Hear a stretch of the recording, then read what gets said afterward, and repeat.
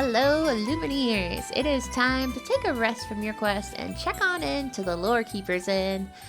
And today we are continuing my limited series where we talk about the cards of Archazia's Island in the context of limited. So you might have seen people rate the cards and, everybody has their own rating, but this is rating the cards specifically through the lens of limited, meaning seal and draft and Archazia's Island. So what does that mean for you? This episode, we are doing Amethyst. We've previously done Amber. After that, we're going to do all the other ink colors, including an episode on the dual inks. And then last but not least, I'm going to do kind of a catch up just for, people who are like, I don't want to see you talk about every card. But if you want to see me talk about every card, we're about to talk about literally every card. Now, what I did beforehand is I did an analysis where I made sure I looked at all the cards in the set, the different synergies, what kind of card draw we have, what are the types of, how many Floodborns do we have, how many Madrigals do we have. So my analysis, it might sometimes seem like I'm rating something lower or higher than you thought, but it's because I did some data analysis. It's not just off the cuff. And I'm not taking into account how cute they are either, which was hard for me. So this is purely based on how good are they in limited in the set of their peers. Now, how am I rating it? You might ask. Well, that has my beautiful limited scale over here. So the way I handled it is that you can go from 1 to 5 stars. So 5 stars is you must include this in your deck. Come and fight me if you don't include it. I sleeve it immediately. That's how I do it. If I know I'm keeping it, I'm sleeving it. It's going. So that's a 5 star. 4 stars is I'm likely going to include it. Something would have to come up. I have to, have so many good cards I can't put it in, but I'm probably going to include a 4-star card. We have 3 stars, which is, it depends. I'm putting in a pile and I'm like, I don't know. It depends what I'm keeping and what I don't have and what I need. So it depends means it's definitely a playable card, but I don't have the tools to play it quite yet. Or rather, it's not a shoo-in, is how I'll put it. 2 is conditionally. It's not a never. I might put it in. Reasons I might put it in is I find out there's an unexpected synergy that I can take advantage of. Or there's also the possibility that I need to round out my curve. I find out that I have 1/1 drop, and my goodness, you want a couple 1 drops because this limit is a race in a lot of ways. So there are times where I will include a 2 drop because I simply must. And lastly, there's 1 star. Never include. Don't. I don't even put it, I have my sleeving ones, my middle pile, never include. Get out. I don't even want to see it. I'm putting it in a pile somewhere else. I'm putting it under my mat. It's not happening. So we will go ahead and go through each of the cards in Amber using this rating scale. And then at the end of this episode, you'll have a good idea of what cards are good in Amethyst. And then at the end of the series, you're going to be an absolute expert at sealed and draft for Archazia's Island. So let's get into it. We're going to start with Why Breezy and Rod Gaston's child. It's Cusco. You know him, you love him. It's Cusco the temporary whale. He's just a whale for now. He's a 5, uninkable, 1/4, 1 strength, 4 toughness. 1 strength, 4 willpower. His ability is, once during your turn, whenever a card is put into your inkwell, you may return a chosen item, character, or location with 2 cost or less to their player's hand, and then that player draws a card. So right off the bat, there's no locations in this set, so just forget that you read that word because that's not happening today. I don't know. This one's hard. It's very expensive. And it's once during your turn when a card is put into your inkwell. So this isn't happening at least until turn 6 because you need to put something in your inkwell. And at that point, is there anything out that costs that much? And it's a 1/4. It quests for 2, so that's not so bad. But all in all, this is 2 stars. I want it to be 1,000,000 stars, but unfortunately it is 2 stars because, it depends on your curve. It depends. Do you really need to draw a card? Do you have no card draw? But it's a lot to put in a 5 uninkable basket. I will say that. The next one we have is Tanana. I don't know how to say her name. I believe she is from Brother Bear. She's a tribal elder and she's a vanilla card. And there's nothing wrong with being vanilla cards. Vanilla cards make a deck work. So she is a 4/4. She's a 4 inkable. She's an ally. I noted that because there are other cards that talk about if you have allies doing stuff, this can matter. And by the many, I think there's just one card that mentions that. So I don't know. I gave her a 2, and somebody could convince me that she'd be a 3 because she's a 4/4, and that is quite nice to have something that can both receive and deal some challenging heaviness. But unfortunately, she doesn't do much other than what she says on the label, and she doesn't say a lot on the label. So I'm going to give her 2 stars, and that's only because I'm just not excited. There's a lot of cards in the set that excite me, and this one is just one where I'm like, maybe. I'll put it in my super maybe, and maybe she'll make it in. Now we are on to Treasure Guardian. So this is a 4 inkable, 3/3, and it is quest for 2.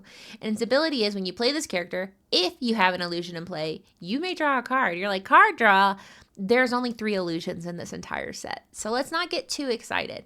Now, there is a possibility in draft or sealed that you might have, there's only 3 total illusions. So you're like, but maybe I'll get all of them in all my packs. Maybe, but probably not. So it's a very, very narrow application here. But that being said, it is inkable in a quest for 2, and that is nice. It's a 4. I don't love that. But because of that, I did go ahead and give this a 3 stars, where it's a definite maybe. I don't not like it. I can use it. It's usable, but not for the illusion part. That's a magical Christmas dreamland. So we have Honey Marin. That is Frozen 2. I'm telling you guys just in case you're like, well, what if someone asks me and I have to tell them? Now you know. So Honey Marin is a 2 inkable. She is 2/2, and when you play this character, if an opponent has an exerted character in play, gain 1 lore. I like that because that's probably going to be the case. Everybody likes to quest, and even if you challenge, that's exerted. So I think you're probably going to get, if you time it right, because it's when you play it, so you get to choose that. So, I mean, don't play it if they don't have an exerted character in play. Then you're going to get a lore, and then you're going to quest. So, I mean, I think she is a solid 3. I'm probably including her because I think I can get value out of her. And even if I can't play her on my second turn because nothing's exerted, maybe I can play another 1-drop. I don't know. But I think I can make her work, and I think I can get an extra lore out of her and then quest a few times maybe.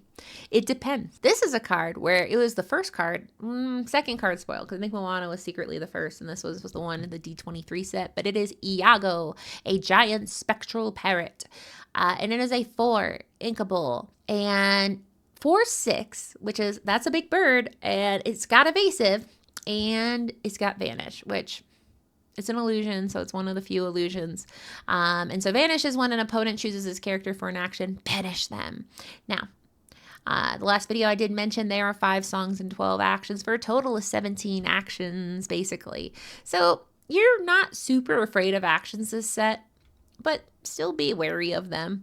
And he's not questing for a lot, but I mean, he's evasive, and he big boy. So I don't know.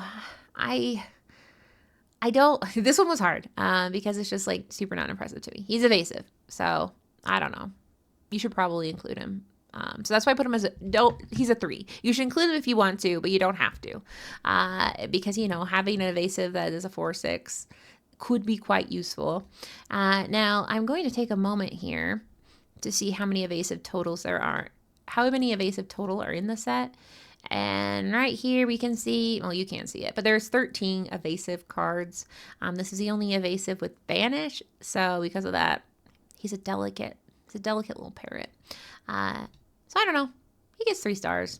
I'm not mad about it. It'll work out. Now we're moving on to Chernabog. I love the art on this card. Not important, but he's a 5. He is uninkable. He is a creature of the night, and he's a 2/6. So, he got not a lot of strength, but he's got a lot of willpower. And he reads that when you play this character, each opponent chooses and exerts one of their ready characters. Now, that says each opponent, so in this case, 1, because you're not playing multiplayer likely. And they can't ready at the start of their next turn. So I really like that ability. We know from Elsa that anytime you exert somebody and they are staying down for a little bit, feels good.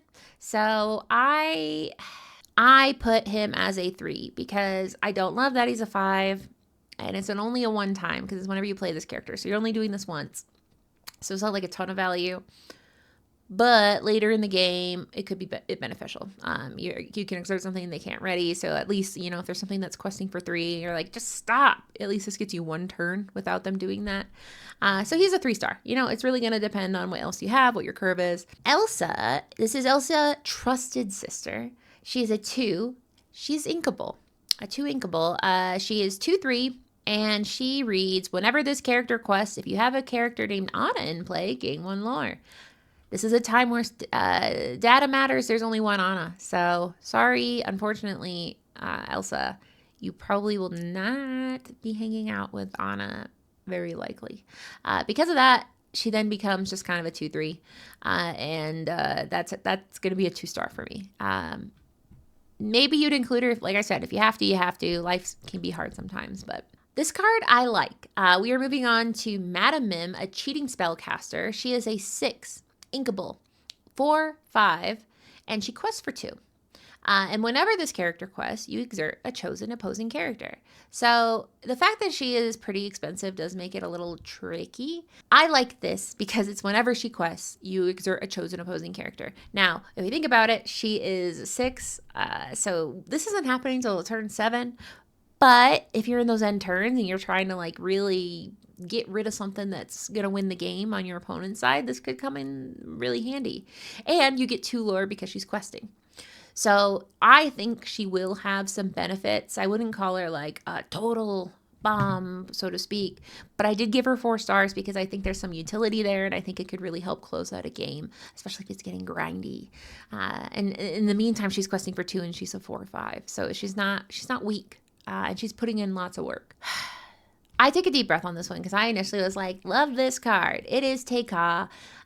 She is a 6, inkable. Teika lava monster, and she's a 5/6 with Challenger 2, which means she can swing for 7, and she quests for 2. I was like, amazing. Put her in my deck. She's a 3, and that's just because, I don't know. Do you need her? Do you need something in your deck that's going to be dealing a heavy amount of damage? I don't know. So that's why she's solidly a 3 for me, is because it's really going to depend on your curve and if you want something that deals a ton of damage and you don't have a lot of things that can. I personally like something on the upper end of my curve. Like I mentioned, though, since she's a 6, I mean, she's not doing any of this till 7, but in questing for 2, she's not doing that if she's obviously challenging for 7. And there's no location, so the whole challenging for 7 suddenly becomes a little less of a stressful thing. But I still like her.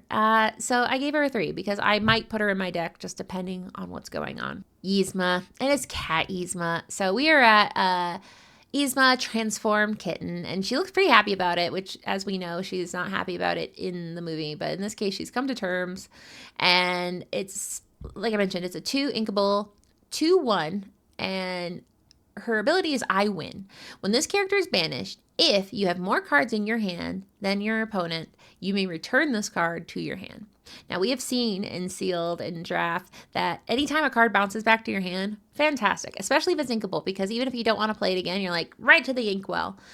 But you are gambling on this being true, because it's when you have more cards in your hand. Now, you could time it where you're like, okay, I'm not going to ink or play anything until I challenge with my Yzma, and then I'll get it back. And you can sequence it to your advantage, is what I'm saying, because it just says when it's banished. It doesn't necessarily matter if it's on your opponent's turn or not. So you just have to be smart with this Yzma. But because of that, it is a 3 because it's, it's got one willpower, so this kitten's fragile, but it is definitely a 3 for me because I do see the utility in getting a card back to your hand, questing for 1, it coming back to you. There's benefit from that. It's kind of like extra card draw that isn't so exciting. Not exciting card draw, basically. So we're moving on to Bucky, and every time you hear Bucky, I think all of our hearts you're either gonna remember Bucky as a hero or a villain is the short of it, but he's neither. He's a Dreamborn and an ally, and Bucky is a 3 inkable. And he is a nutty rascal, and you can see he is dropping some nuts on top of Kuzco and Pacha down there. And his ability is Pop. When this character is banished in a challenge, you may draw a card. I like cards like this because, honestly, he's probably going to get banished in a challenge. Now, there is a chance he could get damage moved to him.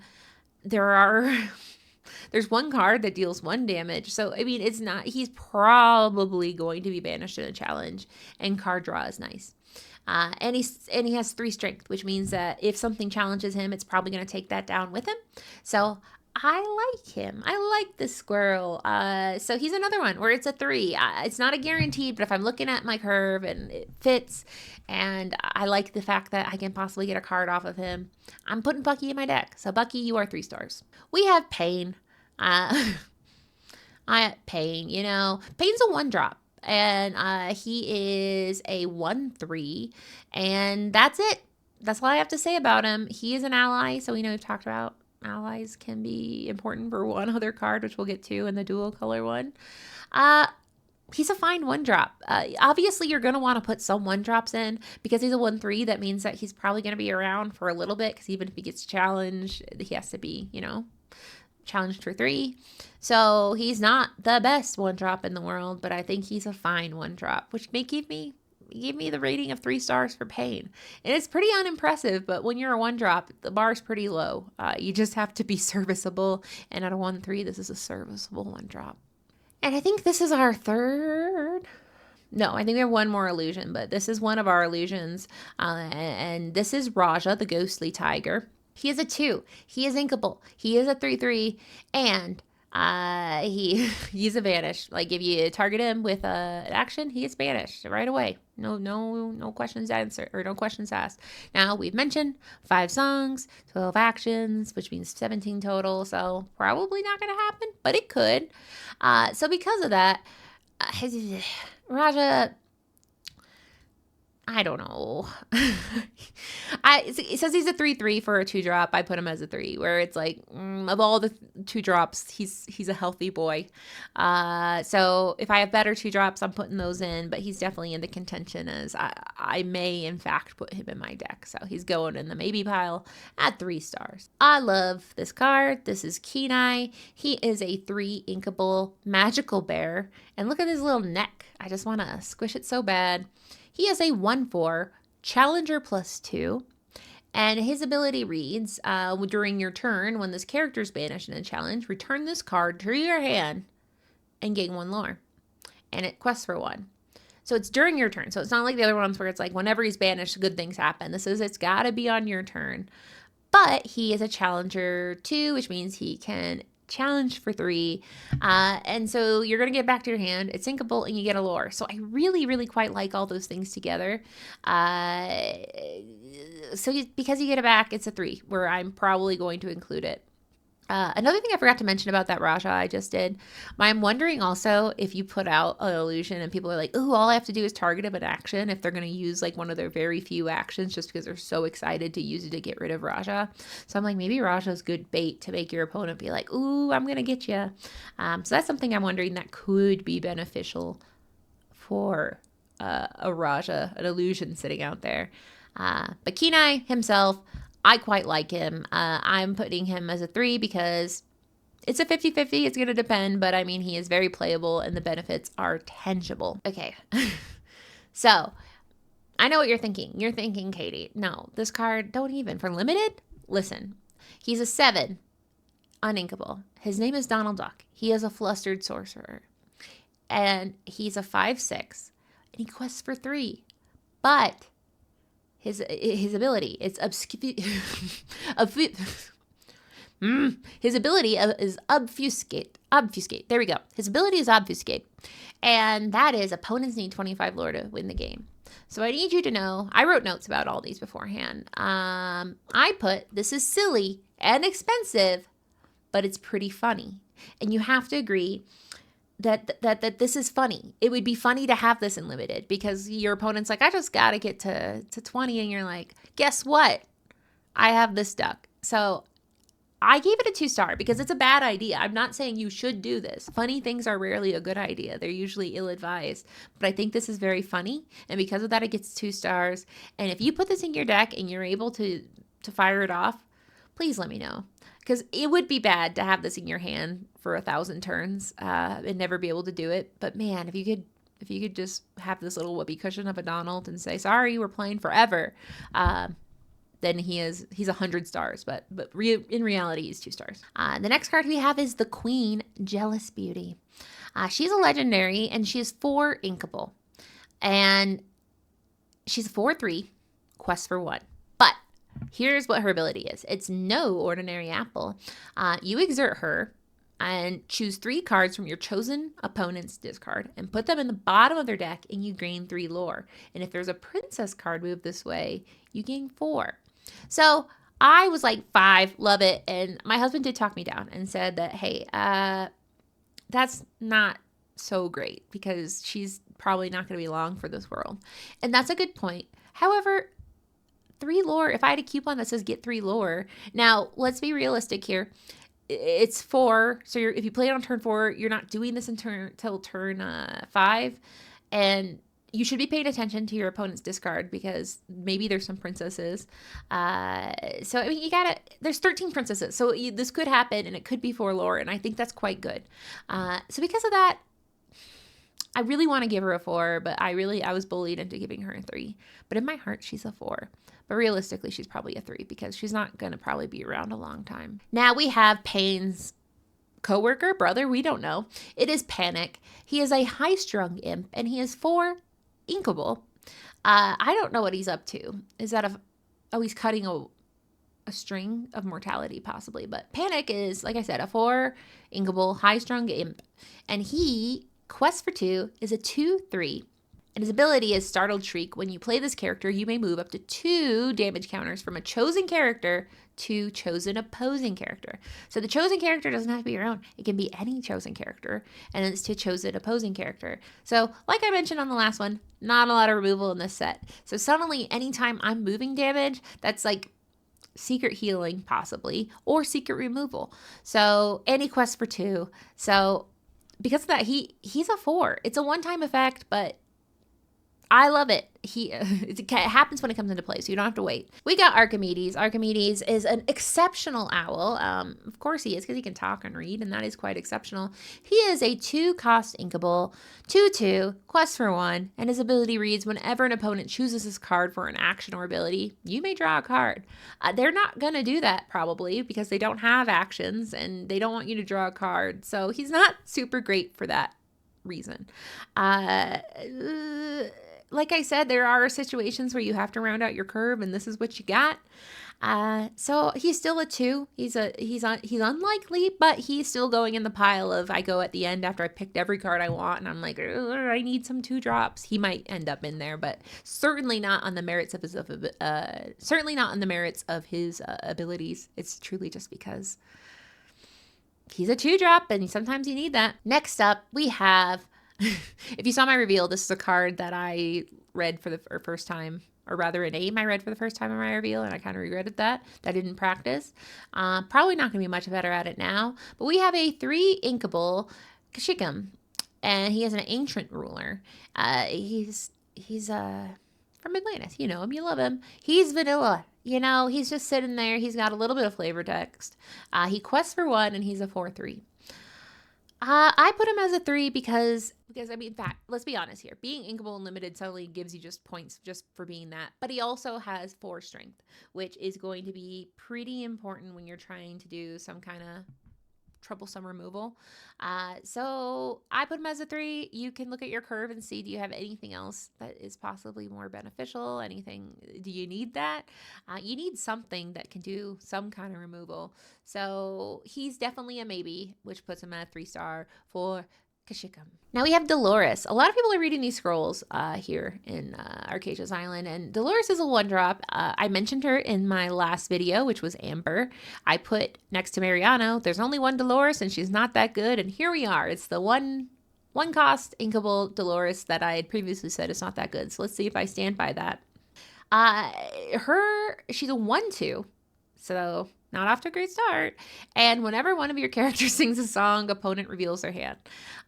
First off, revealing your hand, I mean, that's nice, but there's 5 songs. We've talked about this. You know it by now. There's only 5 songs. So, like, are one of your characters going to be singing any of them? Probably not. Now, I will say the songs, I believe, are one 1 cost, 2 costs, and 2 5 costs. So maybe. But like, do you really need to see your opponent's hand? I don't think so. So I put it as a 2. You might put her in if you need to round out your 1 drops. She's not terrible. She's playable. But the magic of her ability is probably not going to come true. And that's just the reality of it when you only have 5 songs in an entire set. Now we're moving in. We're rounding the home bases here. We have 4 more cards. We have Magical Maneuvers. This is an action. It's to return chosen character of yours to your hand, and you exert a chosen character. So this is a good way to do mischief. I think in this set, when you suddenly don't have removal, you do have to get a little creative. You're doing things with bodyguard support, moving damage, and exerting a character is one of the ways to get a little creative and make something get off the board that possibly you're having a hard time dealing with. And returning a character to your hand is not always a bad thing. Like, let's say it's a 5 willpower and you're at 4 damage. I mean, maybe you want to put it back to your hand and you can ink it and play it again and you don't want to lose it. So something like this can be very valuable. I would likely include it. So that's why I gave it 3, because it's not a guarantee. Actions are, kind of a pain because you can't sing them, you have to pay, but because it is something that can be very versatile and get you out of situations, I gave this one a 3-star. Now this card I love. I'll read it. It is a 2 uninkable. This is my family. Now, for audio listeners, she is pointing at a picture and she is sitting next to an empty table. And I just love that because I feel like this is something that I would do. I'd be like, this is my family. And they'd be like, I don't see anything. You'd be like, whatever. Whatever. It's fine. But this is my family is like gathering wisdom and knowledge, cool sibling. And the reason I say it's cool is because you only gain 1 lore, but you draw a card. Draw a card, best 3 words in the game. And there's not a lot of card draw in this set. Let me take a moment here to see how many card draw cards there are. Let's see here. We have...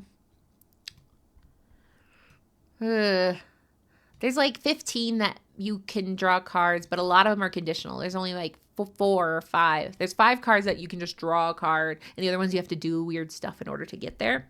So because there's not a lot of ways to draw cards, this is one where I personally would probably put it in my deck because ultimately I want to draw a card. I get a lore. It's a song, so maybe one of my characters that I don't love that was a 2-drop that I included for whatever reason and only costs for 1. I may be willing to have it sing this song just purely so I can get a card and try to get that advantage over my opponent. So I put it as a 3 because it's going to be up to you. It's going to be up to your curve. It's going to be up to what you like. But I do like having a song and I like drawing a card. I think it's kind of everybody wins. And by everyone, I mean me. We're at the last 2 now. We have an action. Show me more. It is a 2 uninkable, but this time it's not a song. It's just an action. And it says each player draws 3 cards. Now you might wonder, why'd you say each so hard? I'm very selfish. I don't want my opponent to draw 3 cards under any scenario. I want card advantage. It's not an advantage if you have cards. And I live in a world where I know if I let my opponent draw 3 cards, they're going to draw the 3 good ones and I am going to get the 3 bad ones. And so because I'm a petty person, I put this as 2 stars because I don't want to do it. I simply don't. If I'm in a situation where I realize I have no cards to draw cards, then I might include it, maybe, but I'm not happy about it. So I don't know. It's not a never play because obviously drawing cards isn't bad, but it's I don't like that, especially in limited because limited, it's a race. It's survival of the fittest. You got to go fast and you got to make sure your opponent's going slower, even if that means kind of like turning around and putting your hand on their forehead. And this is the opposite. This is saying like, hey, do you want to stop I'll get you a water. We can both have water. No. So show me more. I would say is a solid 2 stars, and that's just because I am petty. You might rate it higher because you're a generous person and you want us all to succeed. However, I am not generous, and I am calling it a 2-star card. And now we're on to the last card for Amethyst. It's one of the coils. So you might remember from the last video, I said that Amber Coil, love it. Amethyst Coil, not as much love. And there's a couple reasons for that. Amethyst Coil is a 3. It is uninkable, and it's an item. So good news is once you play it, it just hangs around. But when it's during your turn, whenever a card is put in your inkwell, you may move 1 damage counter from chosen character to chosen opposing character. I like moving damage. Like I mentioned with the Aurora, that's something that can be something that's nice. There are cards where there's synergy, and by their cards, I mean, I think it's just Aurora, but I really love that card.